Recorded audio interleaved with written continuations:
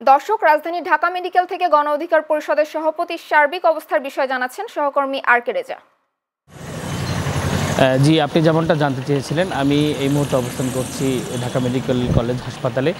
VP নুরের সর্বশেষ অবস্থা জানার জন্য আমি যদি আপনাকে একটু আমার সহকর্মীর মাধ্যমে ঢাকা মেডিকেল কলেজের বর্তমান অবস্থা একটু দেখাতে চাই। গতকাল ঘটে যাওয়া যে জাতীয় পার্টির সাথে যে জিওপির যে নেতাকর্মীদের সাথে যে ঘটে যাওয়া যে ধরপাকড়ের মাধ্যমে যে ভিপি নুর আহত হয়েছেন, তিনি এখন ঢাকা মেডিকেল কলেজ হাসপাতালে আইসিইউতে ভর্তি আছেন। আমরা জানতে পেরেছি যে তিনি তার জ্ঞান ফিরেছেন, তিনি এখন সুস্থ আছেন।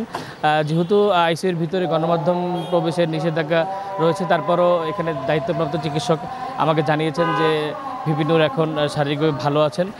তার যে মস্তিষ্কে রক্তক্ষরণ হয়েছে বলে জানিয়েছেন যে জিওপির যে সাধারণ সম্পাদক রাশেদ খান, তার প্রেক্ষিতে তার অবস্থা গতকাল খুব খারাপ অবস্থা হয়েছিল। যেহেতু উন্নত চিকিৎসার জন্য ঢাকা মেডিকেল কলেজ হাসপাতালে তিনি ভর্তি হয়েছেন, সেজন্য তার দলের নেতাকর্মীরা এখানে ভিড় করছেন এবং এখানে চিকিৎসকরা আমাকে জানিয়েছেন যে তিনি এখনও এখানে ভর্তি আছেন এবং তার রক্তক্ষরণ কিছুটা হলেও কমেছে। এখানে যে আবাসিক সার্জন রয়েছেন, তিনি আমাকে জানিয়েছেন যে ভিতরে তার স্ত্রী তার পাশে রয়েছেন, তার অবস্থা দিন দিন আরও উন্নতির দিকে যাচ্ছে।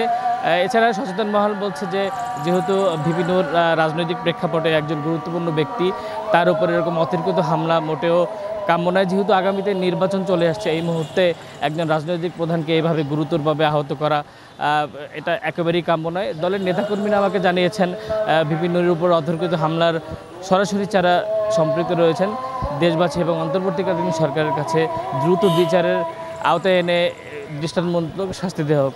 তবে তার স্ত্রী আমাকে জানিয়েছেন আনঅফিসিয়ালি যে ভিপি নুরের অবস্থা এখন মোটামুটি ভালো, তার পাশেই রয়েছেন। দেশবাসীর কাছে তার স্ত্রী দোয়া চেয়েছেন। পাশাপাশি রাশেদ খান আমাকে মোবাইলে জানিয়েছেন যে দেশবাসী যেন ভিপি নুরের জন্য দোয়া করেন এবং তিনি এখন সুস্থ রয়েছেন। আশা করি খুব দ্রুত সুস্থ হয়ে আবারও রাজনীতির ময়দানে ফিরবেন। তো এই ছিল রাজধানীর ঢাকা মেডিকেল কলেজ থেকে আমার কাছে সর্বশেষ অবস্থা।